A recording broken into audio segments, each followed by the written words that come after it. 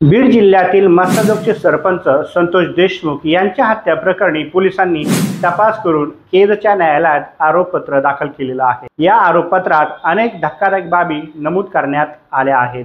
विशेष म्हणजे तपासाअंती पोलिसांनी देशमुख यांच्या हत्या प्रकरणात वाल्मिक कराड या आरोपीला पहिल्या क्रमांकाचा आरोपी म्हणजेच 1 नंबरचा आरोपी ठरवताना पोलिसांनी वेगवेगळ्या पुराव्यांचा तसेच व्हिडिओ क्लिपचा आधार घेण्यात आलेला आहे। मात्र या प्रकरणातून दोघांची नावे वगळण्यात आलेली आहेत। सिद्धार्थ सोनवणे आणि रणजित मुळे या दोघांना या आरोपपत्रातून वगळण्यात आलेलं आहे। त्यांच्या विरोधात कोणतेही पुरावे आढळून आले नसल्याचं म्हटलं जात आहे। संतोष देशमुख हत्या प्रकरणात पोलिसांनी एकूण 1400 पेक्षा जास्त पानांचं आरोपपत्र केजच्या न्यायालयात दाखल केलेलं आहे। आरोपपत्रात संतोष देशमुख यांची हत्या, खंडणी आणि ॲट्रॉसिटी अशा तिन्ही गुन्ह्यांचा एकत्रित उल्लेख केलेला आहे। देशमुख यांचा खून हा खंडणीतूनच झाला असल्याचं या आरोपपत्रात म्हटलं आहे। न्यायालयात दाखल केलेल्या आरोपपत्रानुसार या प्रकरणात एकूण 5 गोपनीय साक्षीदारांनी दिलेल्या जबाबाच्या मदतीने वाल्मिक कराड याच्यावर आरोप करण्यात आले आहेत। आरोपपत्रानुसार आरोपी सुदर्शन घुले आणि विष्णू चाटे यांची भेट झालेली होती। या भेटीवेळी 5 गोपनीय साक्षीदारांपैकी एका साक्षीदार हा सुदर्शन घुले याच्यासोबत त्या भेटीवेळी होता। याच भेटीत विष्णू चाटे याने सुदर्शन घुले यास वाल्मिक कराडचा संदेश दिला होता। साक्षीदारानुसार संतोष देशमुख आडवा आला तर त्याला कायमचा धडा शिकवा हा संदेश होता, असा जबाब या साक्षीदाराने दिलेला आहे। संतोष देशमुख यांच्या हत्येचा तपास करत असताना CIDला एक महत्त्वाचा व्हिडिओ सापडलेला आहे। आरोपी सुदर्शन घुले सरपंच संतोष देशमुख यांना मारहाण करत असताना एक व्हिडिओ कॉल चालू होता। या व्हिडिओ कॉलची क्लिप आरोपी जयराम चाटे याने एका व्हॉट्सअप ग्रुपवर पाठवली असल्याचं म्हटलं जातं। हाच डिजिटल पुरावा CIDने महत्त्वाचा मानलेला आहे। याच डिजिटल पुराव्याची मदत घेऊन संतोष देशमुख यांची हत्या करणारी एक टोळी होती असा निष्कर्ष CIDने काढलेला आहे। देशमुख यांच्या हत्या प्रकरणात असे काही मुद्दे आहेत ज्याकडे कराड आणि इतर आरोपी यांनी संघटितपणे ही हत्या केली किंवा घडवून आणली ते पाहूयात। आरोपपत्रात उल्लेख केल्याप्रमाणे 29 नोव्हेंबर रोजी आरोपी सुदर्शन घुले यांच्या फोनवरून वाल्मिक कराडने खंडणी मागितली होती। यानंतर संतोष देशमुख यांचा सुदर्शन घुले, प्रतीक घुले आणि सांगडे यांच्याशी वाद झाला होता। या हत्या प्रकरणाचा तपास करत असताना CIDला 5 महत्त्वाचे साक्षीदार सापडलेले असून हे 5ही साक्षीदार गोपनीय आहेत। याच साक्षीदारांच्या जबाबानुसार CIDने वाल्मिक कराड विरोधात सर्व पुरावे गोळा केलेले आहेत। खंडणी, ॲट्रॉसिटी आणि संतोष देशमुख यांची हत्या या तिन्ही गुन्ह्यांचा एकत्रितपणे असा उल्लेख करण्यात आलेला आहे। दरम्यान 7 तारखेला सुदर्शन घुले याने वाल्मिक कराड यास कॉल केलेला होता। त्यावेळी वाल्मिक कराड याने सुदर्शन घुले यास सांगितले की जो तो उठेल आणि आपल्या आड येईल वर आपण कोणालाही सोडणार नाही। सुदर्शन घुले आणि कराड यांच्यात हा संवाद झाल्यानंतर घुले याने आवादा या कंपनीत परत कॉल केला आणि धमकी दिली असंही आरोपपत्रात नमूद करण्यात आलेलं आहे। यानंतर 8 तारखेला एकूण 5 साक्षीदारांपैकी एक साक्षीदार हा सुदर्शन घुले यांच्यासोबत त्या मीटिंगमध्ये किंवा बैठकीमध्ये होता।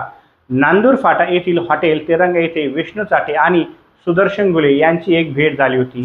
याच भेटीत विष्णू चाटे याने घुले यास वाल्मिक कराडचा निरोप दिलेला होता।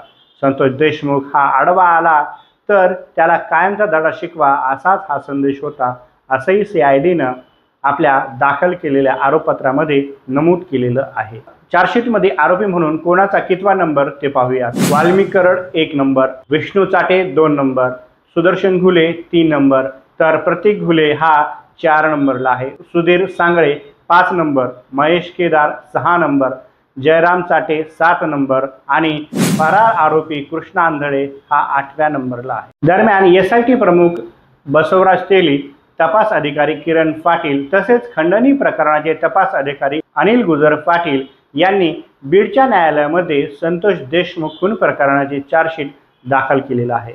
यावेळी सरकारी वकील बाळासाहेब कोल्हे उपस्थित होते। गेल्या वर्षी 9 डिसेंबर रोजी म्हणजेच 9 डिसेंबर 2024 रोजी संतोष देशमुख यांची डोणगाव टोलनाक्यावरून अपहरण करून हत्या करण्यात आली होती।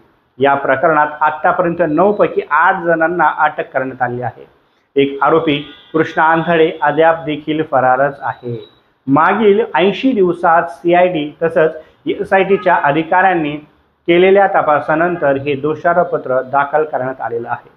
या प्रकरणावरून राजकीय आरोप प्रत्यारोप देखील होत आहेत, परंतु दुसरीकडे CIDच्या अधिकाऱ्यांनी आपला तपास हा वेगाने पूर्ण करत दोषारोपपत्र दाखल केलेलं आहे। आता न्यायालयीन प्रक्रिया सुरू राहणार आहे। दरम्यान 80 दिवसांच्या आत हे प्रकरण न्यायालयात दाखल झाल्याने आता आरोपींना जामीन सुद्धा मिळणं कठीण होणार आहे। या सर्व प्रकरणात सरकार पक्षाची बाजू ज्येष्ठ वकील ॲडव्होकेट उज्ज्वल निकम साहेब हे मांडणार आहेत।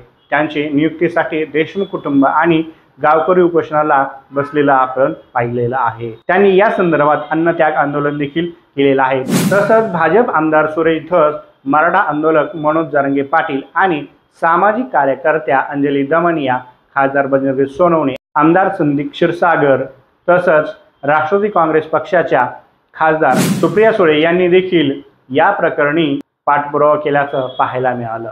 देशमुख हत्या प्रकरणात प्रमुख सूत्रधार हा वाल्मिक कराड निघाल्याने मंत्री धनंजय मुंडे यांची सुद्धा अडचणीमध्ये वाढ झालेली दिसत आहे।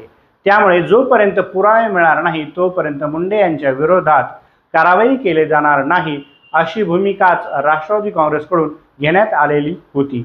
आता प्रमुख आरोपी निघाल्याने धनंजय मुंडे यांच्या विरोधात कोणती कारवाई केली जाणार याकडे सर्वांचेच लक्ष असणार आहे। यावर प्रतिक्रिया देताना कोण कोण काय म्हणाले ते पाहूया। आमदार सुरेश धस यांनी प्रतिक्रिया देताना म्हटलं आहे की वाल्मिक कराड हा मास्टरमाइंड आहे, मुख्य सूत्रधार आणि आका सर्व काही तोच आहे, बाकीचे सर्व प्यादे होते, हा आकाच सर्व काही करत होता। संपूर्ण बीड जिल्ह्यात यांनी धुमाकूळ घातलेला होता।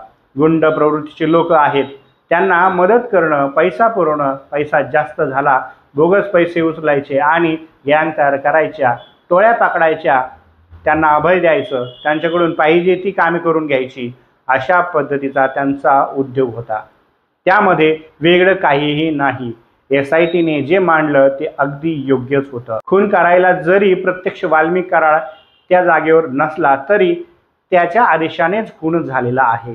त्यामुळे मुख्य सूत्रधार वाल्मिक कराड आहे। 2 नावं वगळण्यात आलेली आहेत, त्यांचा कदाचित संबंध नसेल तर ती वगळली गेलेली असतील, याबाबत आमचं काहीही म्हणणं नाही। तसंच या प्रकरणामध्ये महाजन आणि राजेश पाटील या पोलिसांना सहआरोपी करावं अशी मागणी देखील प्रतिक्रिया देताना आमदार सुरेश धस यांनी केलेली आहे। तर खासदार सुप्रिया सुळे यांनी म्हटलं आहे की 2 लोकांनीच राज्याची आणि बीडची बदनामी केलेली आहे।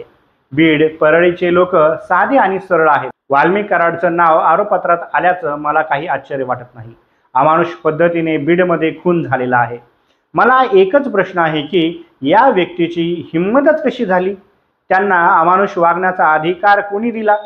कोणीतरी मोठी व्यक्ती त्यांच्या मागे असल्याशिवाय एवढा अंधाधुंद कारभार बीडमध्ये होईलच कसा किंवा होऊच कसा शकतो, असा सवाल देखील खासदार सुळे यांनी उपस्थित केला। कृष्णा आंधळे नावाचा आरोपी अद्यापही फरार आहे। सरकारला याच काही देणं घेणं नाही असंच वाटतं। धस यांच्या म्हणण्यानुसार यांची आणि नैतिकतेची भेट कधी झालेलीच दिसत नाही। त्यांच्याकडून काय अपेक्षा करणार? बीडमधील कोणती केस राहिली आहे?